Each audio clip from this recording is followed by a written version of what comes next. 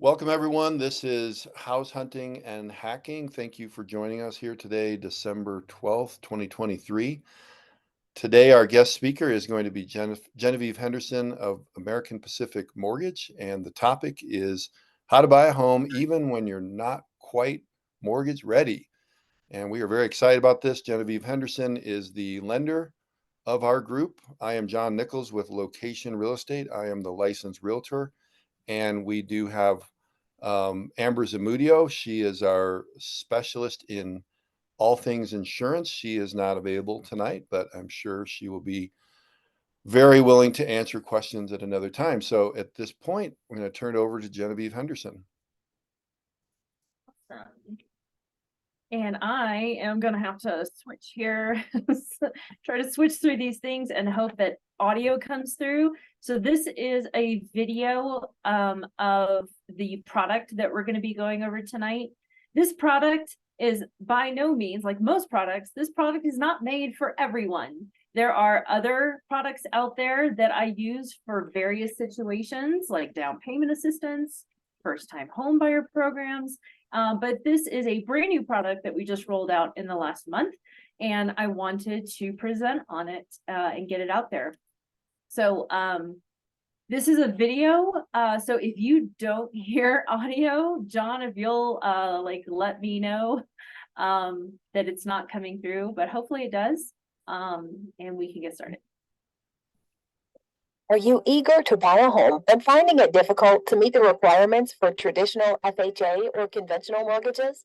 We have a solution to make your dream of home ownership a reality. With APM's special FHA program in partnership with Trio, you get more flexibility when it comes to your income and assets. The program is called the Link Loan and helps link you to home ownership so you can start enjoying the benefits of owning a home now. This isn't your typical mortgage loan. It's a fresh approach designed for home buyers who do not quite fit the mold for regular financing but desire to own their own home. This is done through an equitable title agreement, giving you the benefits of home ownership while you become qualified to meet traditional mortgage requirements. So who is the Link Loan Program designed for? Great question. We'd like to think of this loan as an ideal choice for individuals who came very close to qualifying for traditional financing, but encountered a minor stumbling block. Here are some examples of borrowers who might discover that the Link loan is the perfect solution. Self-employed and don't show enough income on tax returns, or don't have the required 2-year history. 1099 contractors, gig workers with multiple 1099s, and potentially some gaps in employment. Those who have recently started a new job without a prior work history. Individuals transitioning from W-2 to 1099 employment. College graduates burdened by student loans that are affecting their ability to qualify for their desired home. ITIN or DACA borrowers that don't meet traditional mortgage requirements.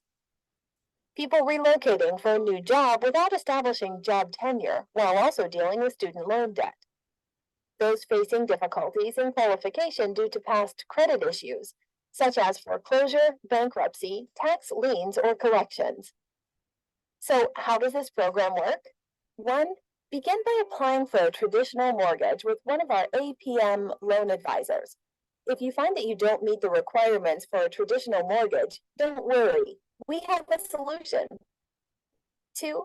Your APM loan advisor will take the necessary steps to secure your approval for the Link loan. 3. Once pre-approved, you can start shopping for a home with the assistance of your real estate agent. 4. When you find the right property, you make an offer. 5. APM will link you with the Trio to assign the purchase contract to a government entity, while APM completes an FHA loan for the entity. 6. You'll need to provide a down payment, typically around 3.5% of the home's price, though it may be more depending on your loan amount and credit. 7. You enter into a finance agreement with Trio called an equitable title agreement. This is a 40-year agreement that you can maintain or refinance or sell your home at any time without penalty after the first 3 years. 8.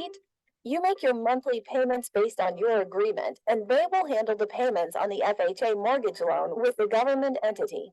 9, you get to enjoy the benefits of home ownership, such as personalizing your home and the option to sell your home and keep any equity you've earned.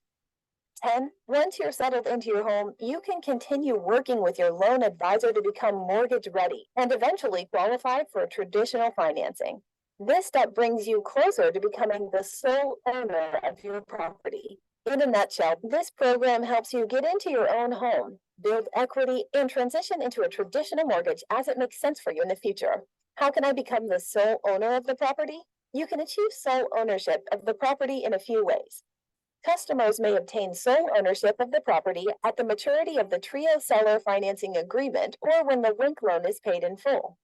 You also have the choice to go with the original FHA loan that was part of your finance agreement. You can do this by assuming the loan. After the initial 3 years of your link loan, you have the freedom to sell or refinance the property without any penalties. You keep the equity you've earned.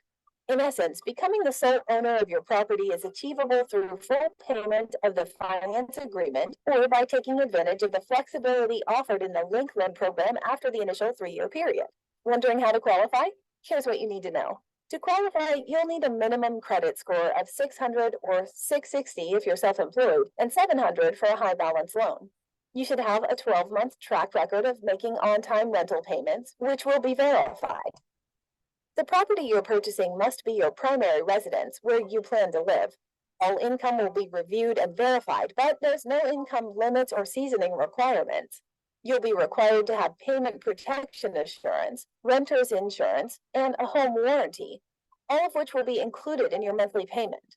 A home inspection will be required, and notable repairs may also be required. Single-family homes, condos, and townhomes are eligible for this program. Ready to learn how to purchase a home with non-traditional financing? With the Link Loan, we're linking home buyers and home solutions to bring people home. Yes. I have been waiting for something like this for so long. I can't tell you how many times I've met somebody and I referred them to Genevieve, and Genevieve has to be the bearer of bad news, just saying they're not quite ready. And unfortunately, it's easy to lose track. So this is very exciting. I've been hoping that something like this comes out. And Genevieve is the first time I've heard of this. So I am very, very eager to learn more. Good. I'm glad we have the juices flowing. And so I know that was like a 5-minute video. We don't usually do videos, but I was like, whatever, it's the holidays.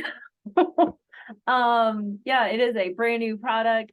So it is new to me. We have been beta testing loans, through our office.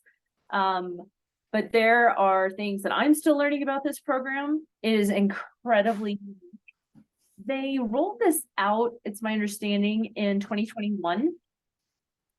So it's still fairly new.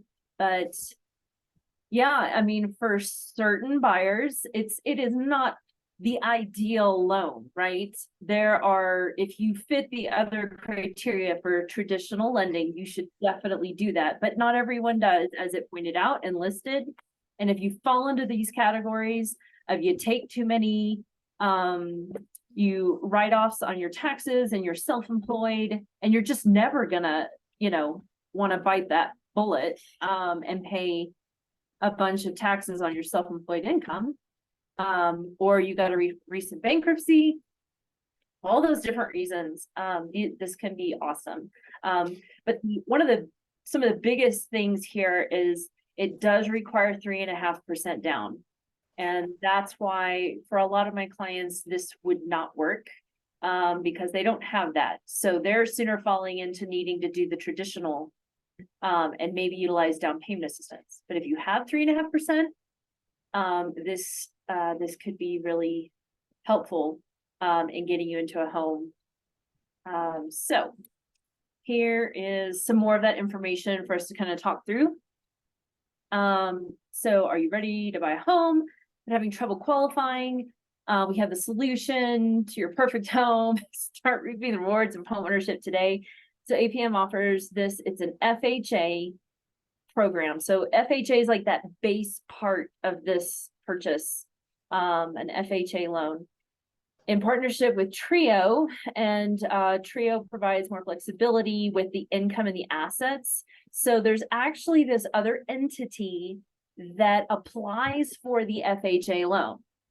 You apply with Trio to then let Trio become the FHA borrower. So typically, really, they're trying to train us here that we do not call the buyers the borrowers, which is typically the term. We actually need to call them the customer, because the borrower is actually Trio. On income and assets, so they're very flexible with income and assets, which can sometimes be deal breakers on purchases, allowing you to enjoy the benefits of home ownership. This is a new approach for home buyers who do not fit the mold, but desire to get on the home path to ownership. Yeah, it reminds me a lot of something called Home Partners of America. I had a listing in Aurora last year, and basically they were the entity purchasing it, and then the buyers who were not quite ready worked with Home Partners of America. So fantastic. I'm glad to see more of these on the market right now. And I like the tagline in the other slide, are you caught between renting and buying? Because I think that's where a lot of people are. And then when they hear the bad news that they're not qualified right away, they just go about their lives. They have every intention, but before they know it, it's 2-3 years down the road, and maybe the market has appreciated too much and they never did, start the process. Right. Yeah. Waiting, as we've gone over in some of our other presentations and meetings, is like literally the worst thing you can do. It is not going to be a win-win situation by waiting. So that's why biting the bullet with a higher rate, or in this case, going with a program that helps you get in the game to start accumulating equity, is so important. So who is the program a good fit for? So they have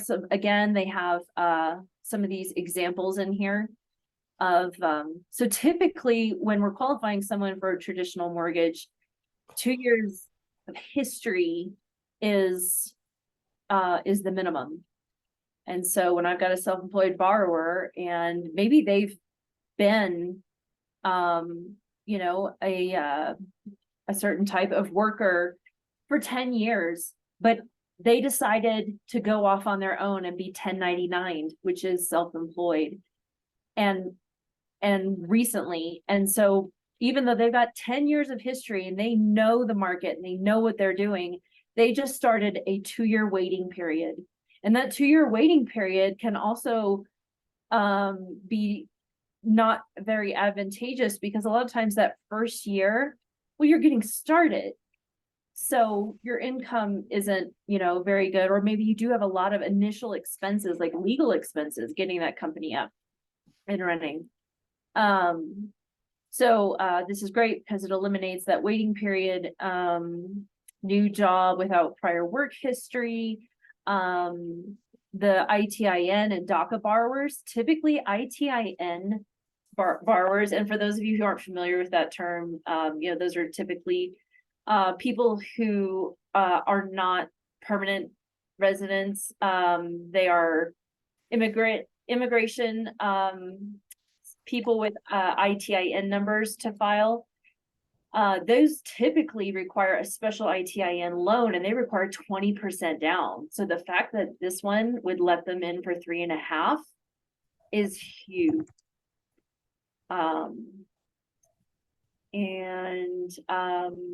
Relocating to a new job and no job seasoning, and maybe you got student loan debt, having trouble with past credit challenges, the bankruptcies. Bankruptcies typically is a 2-year waiting period, and that starts with FHA as your first opportunity. So the fact that as long as your bankruptcy is over with, it's discharged, it's done, you can use this program. But otherwise, with a traditional loan, you'd be looking at least a 2-year waiting period. And again, we've seen what happens to prices in 2 years. And that is not a smart thing if you can avoid it. College graduates as well. You know, as long as you've got a job, some income, you know, you can already go ahead and get started without having to wait 2 years. Or even like if you've got job gaps, that's another one where this could be helpful. So, upcoming borrower challenges. So here again, they give like some typical scenarios where they've got credit scores that meet that minimum of at least 600.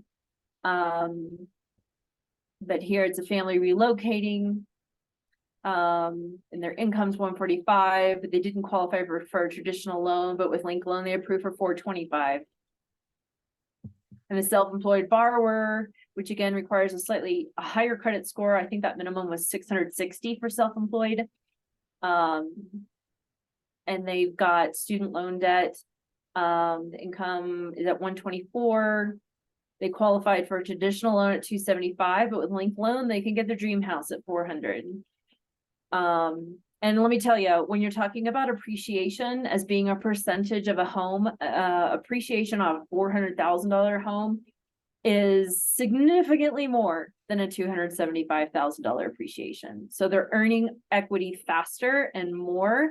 And that home that would have been going out of their reach if they had gone for the 275 and later tried to go for the 400, that $400,000 home in 3 years is going to be totally beyond their reach, because it's appreciating at a faster rate since the percentage of the value.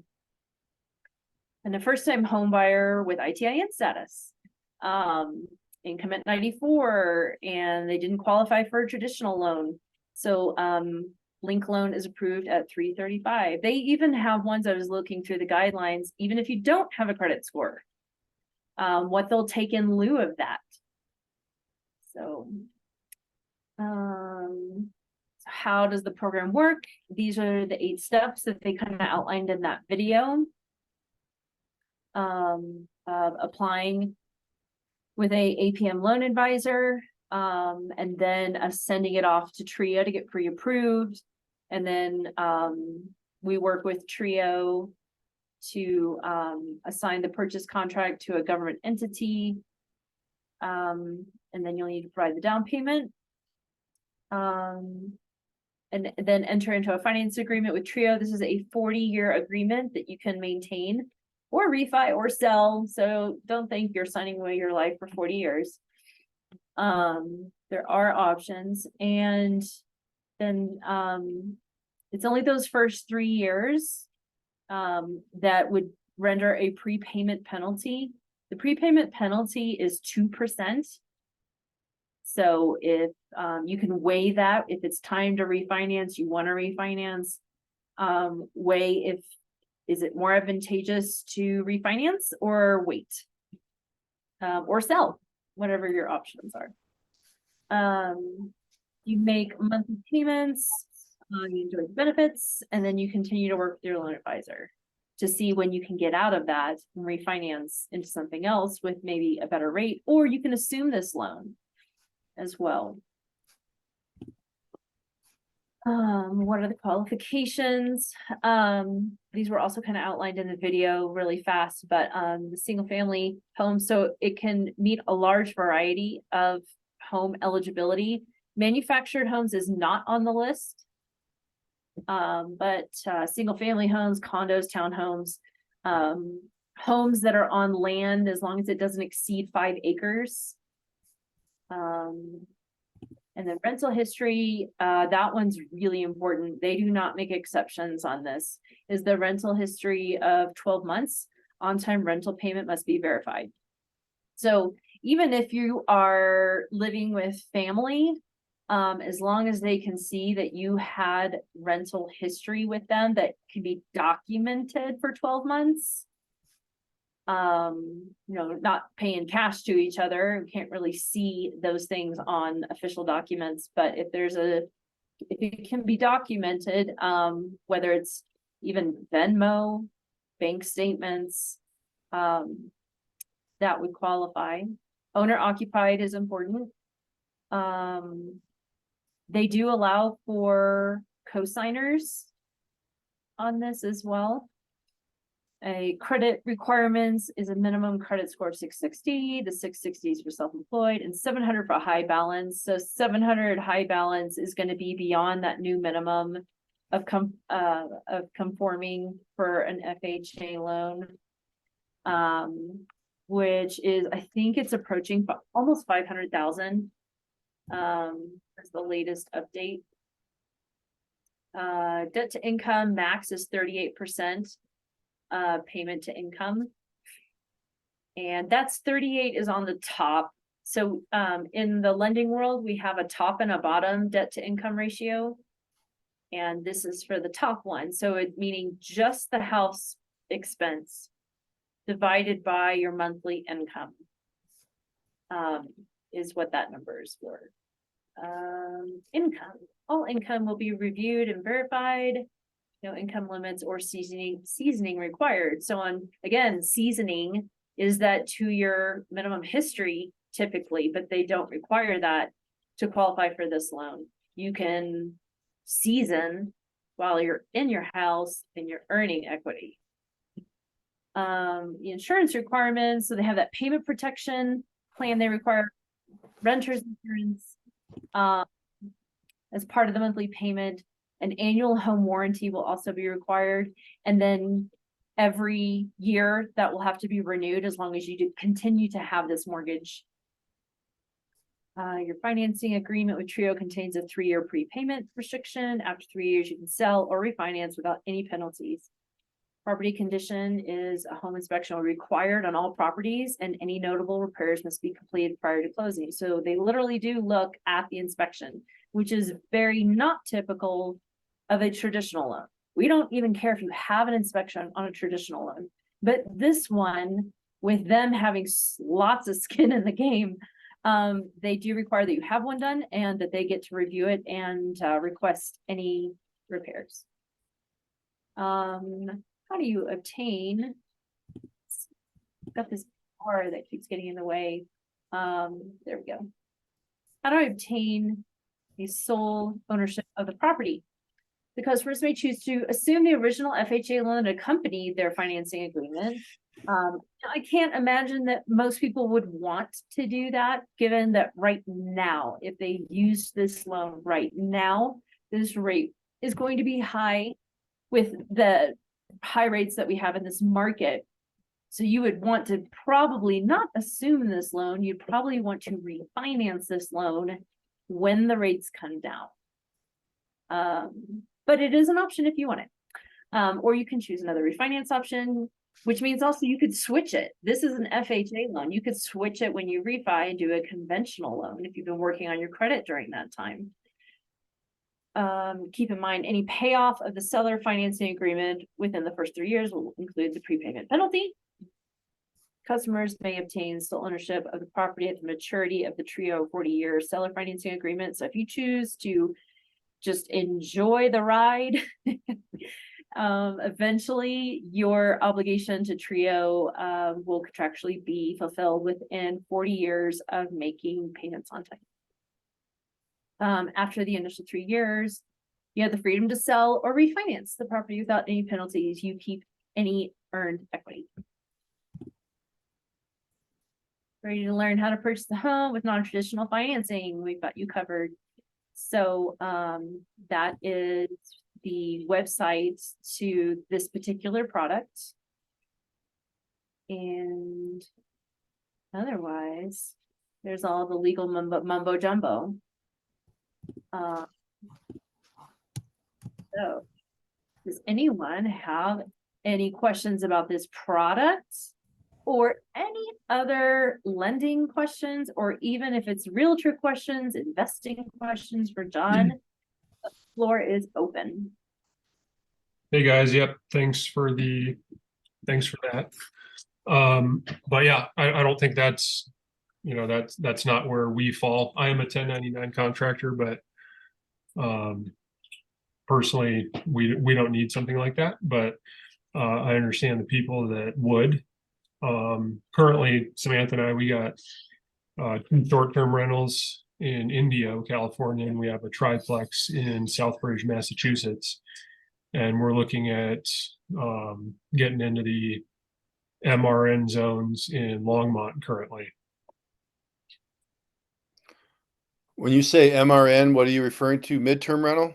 The residential mixed use, so we can do a value add to some property. Oh, gotcha. Okay. But yeah, we'd love to follow up with John and or both of you and look at some options. We're currently actively looking for something that pops up that's correct for what we're looking for.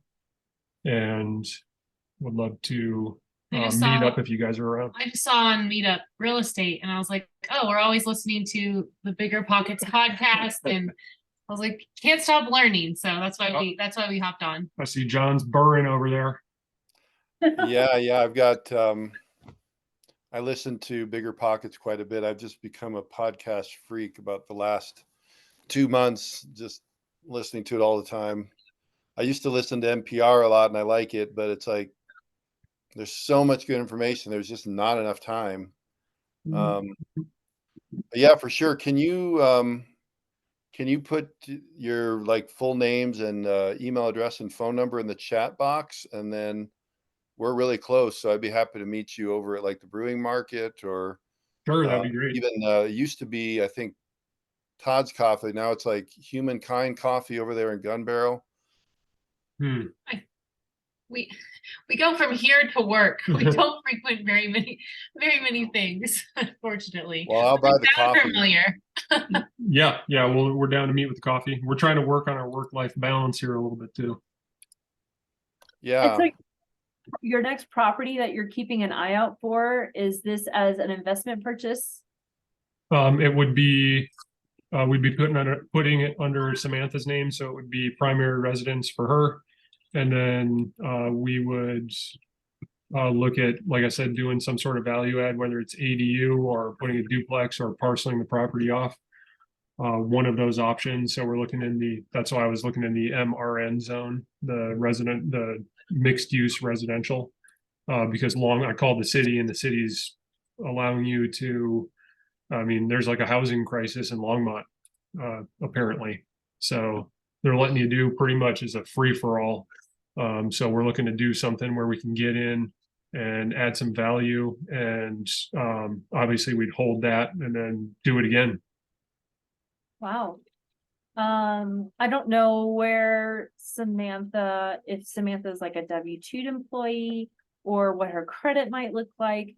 But like some of my clients right now that would normally be conventional. I have somebody working on our Wi-Fi at our house. But anyway, I met them at the John Fisher. Can you guys hear me now? Oh, yeah, I can hear you. Sorry, I popped out for a little bit. I was telling them about some of our conventional clients that we're working with right now that typically, according to credit score, they would be conventional. They have the assets also for the minimum conventional down, but they've got more buying power if they do an FHA loan, which has a lower standard, and right now has lately kind of had better rates. But the interesting thing is about a month and a half ago, maybe, FHA added a new guideline with regard to ADUs.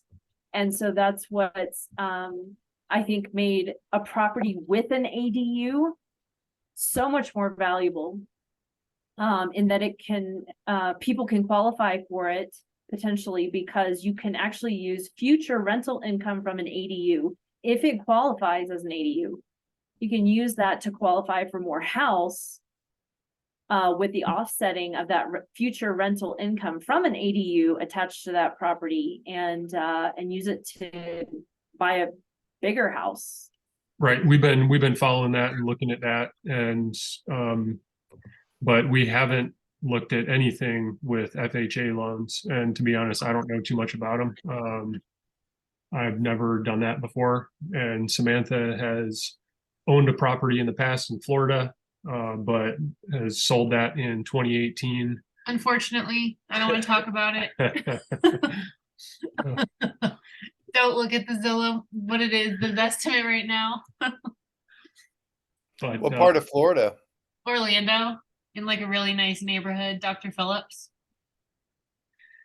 We 2 years ago, I guess 2021, we discovered a little pocket, the Tampa area, but it's in Seminole, Florida. It's just south of Clearwater, north of St. Pete. And it's this condo complex that allows 30-day minimum rental. And when we bought our first one, we didn't know for sure what to expect, but it's worked out extremely well because the complex doesn't require a lot like an act of Congress to get a tenant in there. And it's worked really well. So we've been doing midterm rentals in Seminole, Florida. It's about six minutes from the beach. But what we like is you're not paying beach insurance prices or beach prices. You're not paying.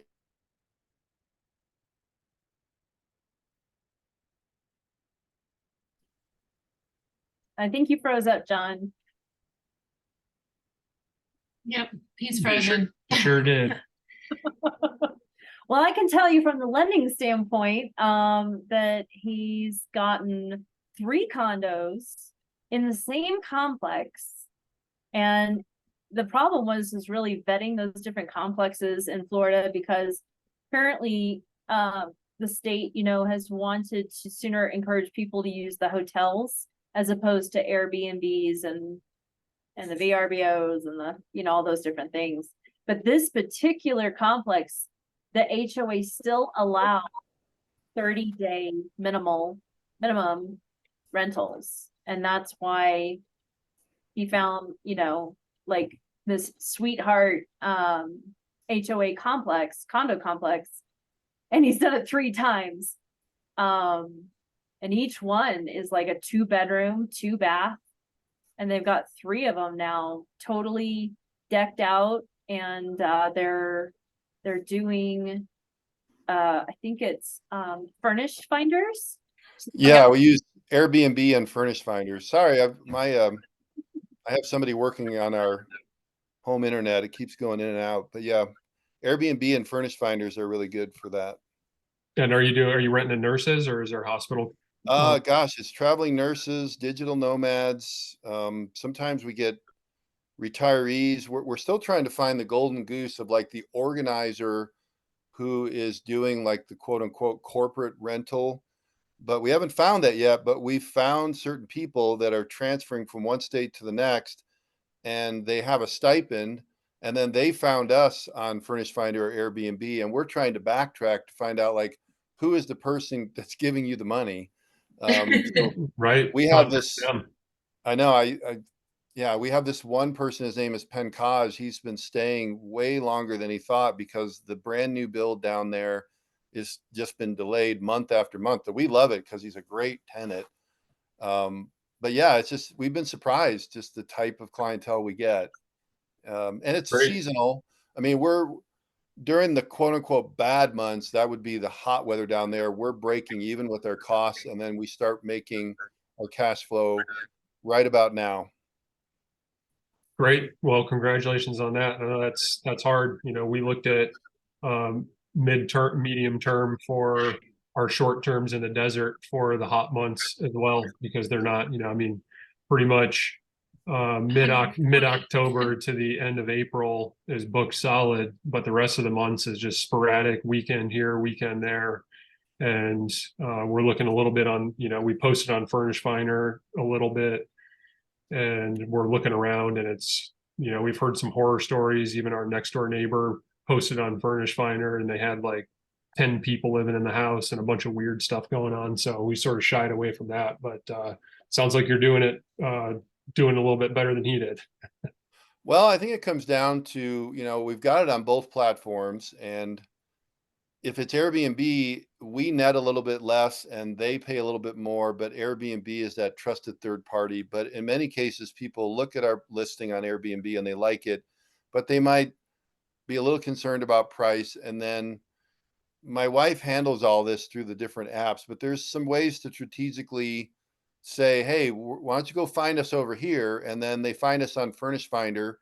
And then at that point, it becomes a little more work for us because we do have a regular lease. And then I'll do some due diligence. We'll still send them a background check, just like I would for a 1 year rental. And then I'll try to find references. Like there was one couple, they were moving. So I was able to talk realtor to realtor with the realtor that sold their place in Pennsylvania. So a little more work, but at the end of the day, we made more money and they didn't pay as much. So it's been a learning experience, but the midterm rental definitely has a little more benefit than the long term. A Or little more what work, part but there? definitely more cash flow. And then are you renewing 30-day leases, or are you signing something longer than that with them? Well, it just depends. Sometimes people say they want to stay longer, so we I meant will. for squatter purposes. Do you have anyone sign a longer than a 30-day? No, it's usually been 30 days at a time, but yeah, there have been times that people will tell us that they're staying for more, and so then we'll just structure it for 60 days, 90 days. We really haven't had any trouble. We do have the second unit we bought 2 years ago. The neighbor is the cleaner, and she's become a family friend because we try to go down there a couple times a year, and she's been awesome. So she's kind of like, hey, if the cable guy's got to get in there, can you open the door? We'll give you a little extra money. If there's a hurricane warning, even though we're not a direct hit, can you bring things off the patio? So we do have like a people now that are kind of keeping watch for us. We have a handyman that lives in that complex, cleaner. So it's just more a matter of kind of developing the supply line since we're not that local. Sure, that's what takes the work up front to secure you for, sounds like, some pretty good years ahead. Yeah, I mean, all rentals are a risk. There's no question about it. Sure. But for the most part, we've been pretty pretty much okay. We've had one up in Greeley with great cash flow property, but I think they were fine going in, but COVID just destroyed their family. I mean, they had kids that couldn't go to school, which meant they couldn't go to work, and then they didn't make money, and that one became a disaster. But for the most part, manage my own properties, and I think just having communication. If something breaks down, they know they reach out to me.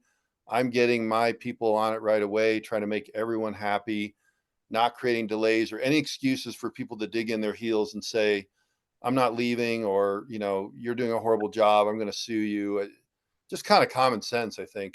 Sure. Are you guys working together for when you find a new place, are you working together for loans in all of your separate properties? Yeah, absolutely. So Jen is my go-to lender. I have to be careful. I can't just say work with this person, Mr. or Mrs. Buyer, but I always put in a good word because in my mind, there's sometimes people are very rate conscious. I work a lot in the Indian population, and um, sometimes it's like they don't care who they work with as long as the rates are lower. But for the most part, I can convince people, rates are very important, but you want someone that is going to respond right away and somebody who can navigate through sometimes the minefield of underwriting. Jen has been amazing being a former paralegal.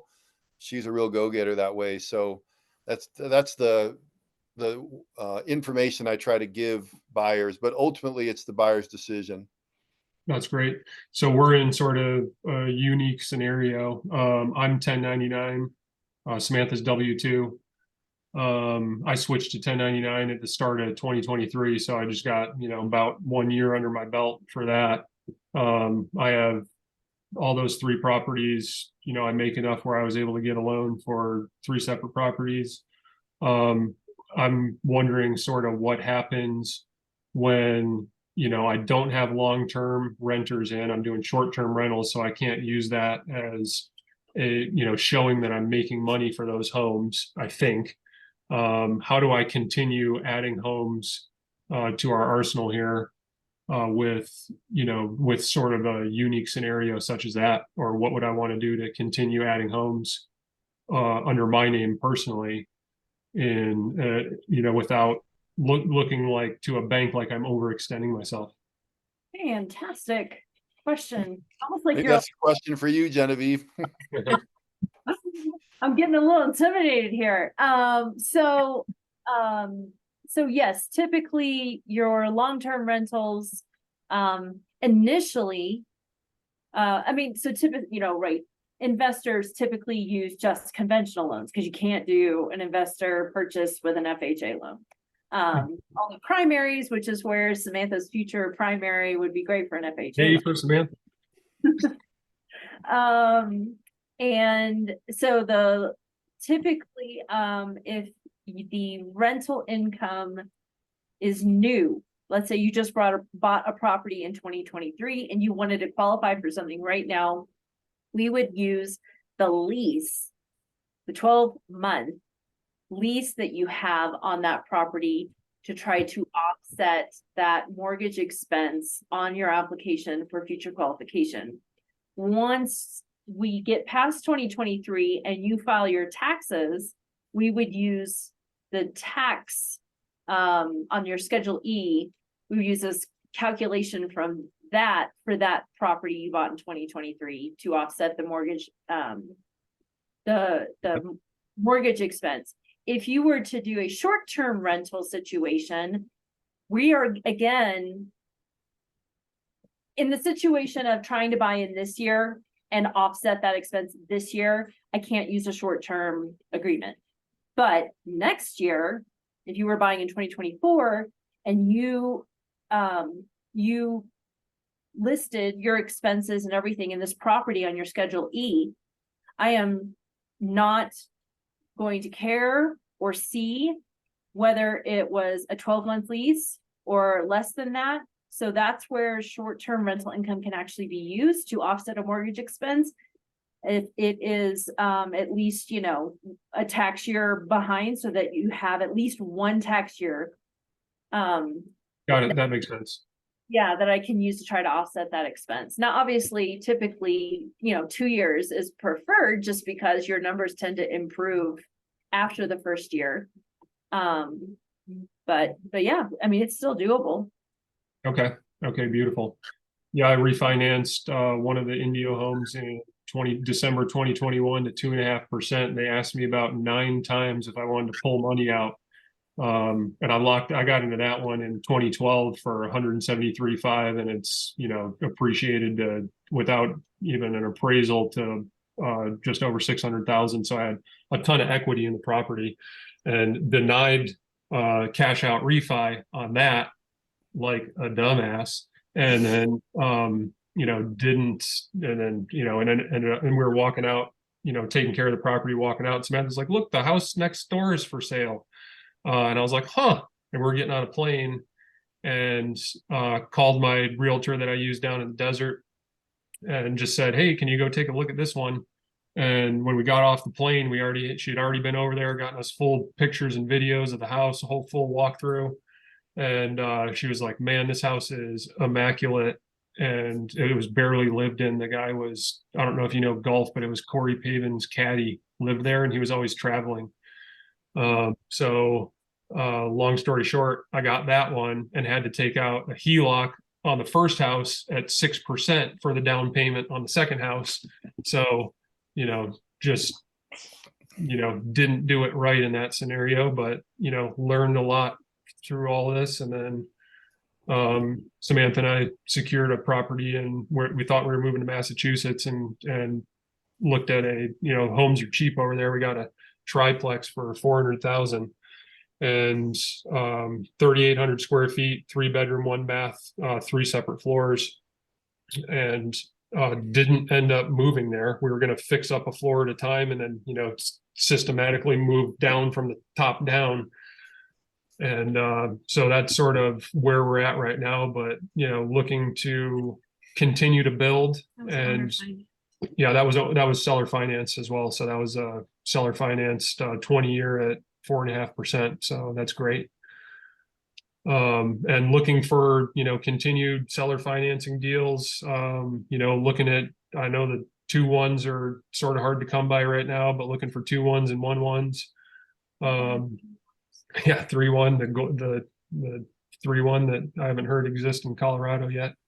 But yeah, that's sort of our scenario. And then just looking to get something where we could do a good amount of value add units, parcel it out, things like Longmont, in the residential mixed neighborhood is allowing currently. Wow, you've definitely come to the right place because everything that you just mentioned, I'm like, yeah, John's looking for that. John's been showing our clients options, maybe doesn't fit the geographical area they wanted to be in or whatever, but knowing where the investor, where it's more of an investor opportunity for lower prices but higher rent, or these properties that he's been scanning in these areas for our clients that have ADUs, and in some cases it just doesn't fit what they're wanting or looking or thinking they were gonna jump on, but he's already watching these properties now for when they go under contract and then they fall out. And he's like, hey, you want to put in an offer because it's falling out. So he's definitely your guy in trying to find some good deals up here. Great. Yeah, so many buyers, it's just amazing. They just think it's not a good time to shop. It's like, no, let me educate you. It's a great time to shop. You have sellers that, well, a lot of listing agents have made huge mistakes. Either they were too egotistical or the seller just assumed we were in 2021, but these prices are so high, and then they sit on the market and then they start going down, and then we're getting into the holidays and the cold weather, or it might have gone under contract and now it's back on the market. And that's when the sharks kind of circle, Yeah. We're the sharks right now. We've It's like, seen that hey, happen. sellers are getting motivated. They thought they were done with this. They thought they were going to have this wrapped up and get their money. And it is a great time to just watch these prices drop a little bit. That's what we've been doing, checking Zillow, checking all these different apps, and some stuff's gone, and then a couple weeks later it's back, and you're like, wait, that's new, but it's been listed for 20 something days. Oh, it's because it was under contract and it fell through, just like you said. Yep. Absolutely. So Yep. is there a way to get your, before we end the call, which we can stay longer, is there a way to grab your contact information so we can set up a time to meet? I sent it directly to you, John, because I didn't want to send it to, sorry, Manny, I don't know who you are. I didn't want to send it to Manny. So I sent it directly to you, John. It should be in a chat somewhere. It says Okay. message Did to you you. did you do it through Meetup? I did it through this Zoom call. To our Zoom chat, so you'll probably want to access that now before I end the call, because I don't know how accessible that will be for you once I end the call. Yeah, I'm looking, I don't know if you can see where I wrote at 7:36, can I get your names, phone number, and email address? But I don't see your response. Do I you think see it, Jen? No, I don't think you put that on the Zoom chat. So if you'll look at your Zoom main, the main bar at the bottom where it's talking about sharing screen and stopping and ending, there should be the chat box would be one option. If you'll click on that, you can send messages and we'll see them. Because if you're sending messages to Meetup, I don't think any of us have those browsers open. No, it's in the Zoom meeting chat that I put it in there under the chat box. I just sent a chat to everyone. Right. Yeah, I see that. So is there a way to copy and paste that, Samantha? Because this is what I sent. I'll send you in the same, I don't know if you guys can see that, but that's what I sent at 7:36. I don't know. You see it now. Oh, that says down it's here. to everyone. I Weird. didn't get it to you. Here, I'll just paste it. I'll give it to Genevieve. Genevieve, did you get that? And then you can share that with John. Absolutely. So John, I'm going to send this to you. You just want to email that to me? I understand what they're saying about Oh, sure. protecting it. So if you just want to send me an email, or I'll put Genevieve it- and I connect a lot through like Facebook Messenger, because just an interesting way to communicate. But yeah, either way works. Cool. But you got it, Jen? Yes, I did. Yeah, I really enjoy Longmont. That's where I've been for a long time, and I can definitely do a lot of searches on my database. I'm always looking for expired listings and withdrawn listings, either to see if the seller is interested in relisting that, because that's usually, you know, maybe it's something that the agent did that they are not very happy about, and are looking for another agent. Or in a lot of cases, I'll reach out directly to that person that, you know, like I'll reach out to the seller because I can find them on public records and just say, hey, sorry, it didn't sell. You know, I have some buyers. So as I'm looking for expired and withdrawn, if it fits the criteria that you guys are looking for, after I get more information from you, I will certainly be digging in that way. Or sometimes you can find things for sale by owner. I mean, there's just a lot of things to dig into. It seems like there's more that I learn every day. Sure. And then do you guys know anything about assuming, you know, people's lower rates? Is that a thing right now anywhere? Jen, I'll let you talk to that. Yeah, it's definitely what a lot of people have talked about during these last 2 difficult years. However, it is not something that from my side of things that I have seen, actually, come to fruition, in the sense that it is difficult. The lender of that loan, original loan, they have to agree to allow it to be assumable. And number 2, you got to qualify for it. And then whatever the gap is, You gotta in- make up out of pocket, yeah. yeah, and that tends to be one of the biggest barriers to that actually being something that people are successfully able to close on. Right, okay, makes sense. John, have you And occasionally I will find that on the MLS. And then when I ask the listing agent to go into more details, even though they've advertised assumable, you see a lot of assumable VA loans. And this what frustrates me, because a lot of listing agents put things out there but haven't really thought through it. Mhm. And then I know enough to be dangerous, but one of the first questions I ask is the veteran who is giving up the loan willing to give up his benefit? And 9.9 times out of 10, the answer is no. So you do need to have a veteran buy that. If the veteran assumes a VA loan, then the seller can still get a VA benefit. But in most cases, the prime candidate for that assumable loan would be a non-veteran, because there's obviously more non-veterans out there than there are veterans. And a non-veteran can assume a VA loan, but that means that the person giving up the VA loan loses their benefit for a certain amount of time. There's Sure, been yeah. one instance where I was shocked because the listing agent said, yes, my veteran seller is much older and is going into a nursing home and doesn't plan to buy another home and never plans to use the VA benefit again.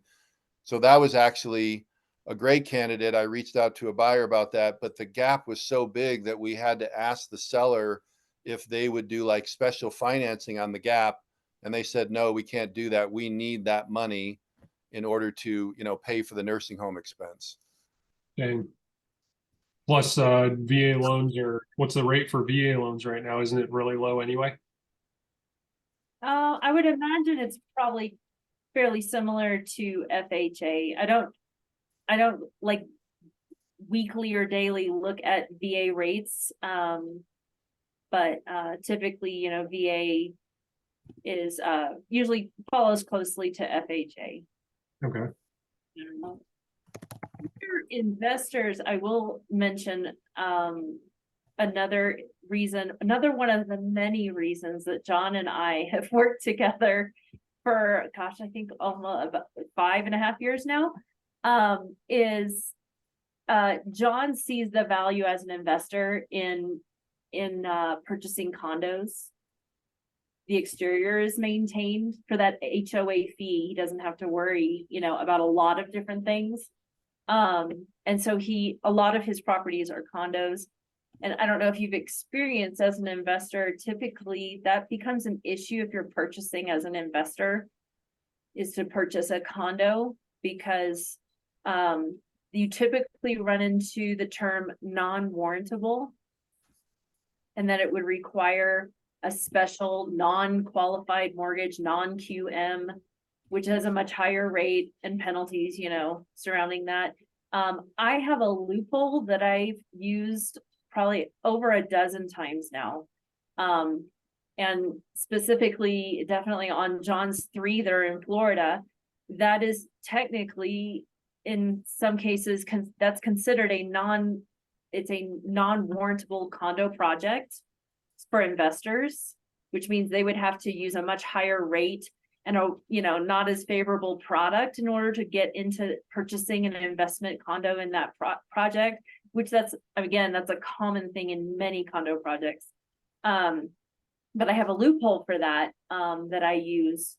And that's what brings John back to me for purchases, for the refinances of those investment condos, and many of his investor clients who see the value in purchasing condos for investment property purposes. So I'm just going to put that out there. That's great. Awesome. Yeah, and condos are not for everyone. And I know a lot of people get spooked by the HOA, and it really kind of comes down to doing the research and finding out, how well is the HOA being managed, and do they have good reserves? But for many novice investors, that's like, well, I heard HOAs are bad. It's like, okay, well, let's go look at this duplex. And then it's like, okay, so you realize you're paying for the exterior and the water and the sewer. And once I kind of explained to most people, and again, more beginning investors or even home buyers, like what it covers, like things like the taxes are lower and the insurance is a lot lower because you're only insuring the inside walls. Everything else is covered by the HOA master policy. So anyway, once I go into that, some people, understand it a little bit more. So real quickly, Samantha, I sent you a LinkedIn connection. Tony, are you the Tony Locken out of San Francisco? So I know you said you had a California connection. Yeah, that's one of my former addresses. Snoozed on that one. I had a 2,200 square foot home that they offered to sell me in 2013 for 545,000, and passed it up because I had just closed on a house in La Quinta, California, and they were both lawyers, and I didn't even know about seller financing, but could have rigged a deal, and I don't watch that one anymore. Samantha hates this story because now it's worth well over $1 million, and they turned the bottom floor into a non-conforming duplex, and I'm sure it's renting out for $3,800 a floor right now. So that could have financed further deals, but I'm sure we all have a story like that, hopefully. But Was that because of link? Did you try to find Tony on LinkedIn? Yeah.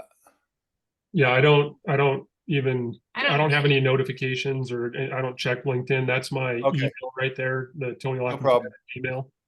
Not a problem at all. And that's his phone number. I have have your LinkedIn. I'm not a LinkedIn person. That's great to know. So the best would be Tony's phone number that we added there. Fantastic. And I've got the email too. So cool. Yeah, sometimes I just send it over if people have it, because then there's a little more information, kind of like a professional handshake. Right. My last question was, where are the recordings? Because I was looking back at, I think 2 weeks ago with the medium, short-term, long-term rentals, and I wanted to watch that one, but I didn't know where to find it. Yeah. Are you able to see? I'm sharing the screen right now with our end slide. Yes. Let me go back. Are you able to see this part at the bottom? At House Hunting Hacking? Yeah, that is our YouTube channel. Okay. And video is up there. Yeah, I wanted to mention that too earlier. I was thinking about, I should tell them about that, our last presentation, where John goes into more specifics and really helpful information I think you guys would find valuable. And then we got our Facebook group. You want to, if you guys utilize that and y'all want to chat with us, or if y'all see articles, you can like post them in the Facebook group and ask for comments or whatever, Great. Yeah, and that one, I will tell you ahead of time, there was a couple of times that it popped in and out. I'm still working on this. We have somebody, we do Airbnb out of our downstairs bedrooms. We're house hacking, and we've got a guest right now that it's kind of a long story, but that's his whole wheelhouse. So he's trying to get this thing fixed because we have Nextlight internet and we should have no issue at all. So anyway, today I popped out 3 times, and then 2 weeks ago it was a little awkward because I didn't realize it. And I think Jen or Amber were like picking up because I just zoomed out and I was the one running the talk. So it was a little choppy, but definitely we can talk in person and I can fill you in on a lot of that, especially the part where I just disappeared for a while on that one 2 weeks ago. Cool. Great. Well, thanks for all the information tonight, guys, and looking forward to maybe doing some deals together. That sounds great. I'm glad that you guys came today, and we will talk soon. Yeah, we don't know who our next presenter or topic will be, but I imagine we are going to be skipping the day after Christmas because I don't think this is going to be on anybody's mind. But our next meeting should be on Tuesday on January 9th. So if you're a part of our meetup group, you should get a notification when I hopefully get to post that in about a week as to who that presenter and what that topic will be. But if you have any suggestions for that, hit us up and maybe we can make that topic happen in the near future. Cool. But yeah, Zoning. I mean, I've been diving into zoning. A lot of it's hard to, sort through, and how do you, speaking with the city and what do you do and what are you looking for? And I think that is what really makes after going through what I've gone through in the last few weeks, I would have been a lot more well-rounded earlier if I knew how to look things up like that. But yeah, I got a ton of suggestions. That would be great. That is a great suggestion. I will reach out to some people I know at the local title companies. I have one great resource at First American Title, and ask her, who she knows who could be a great guest speaker for us. Awesome. All right. Thanks, Jen. Thanks, John. See you guys soon. Yeah, I'll reach out to you in the next day or two. Thank you. Bye.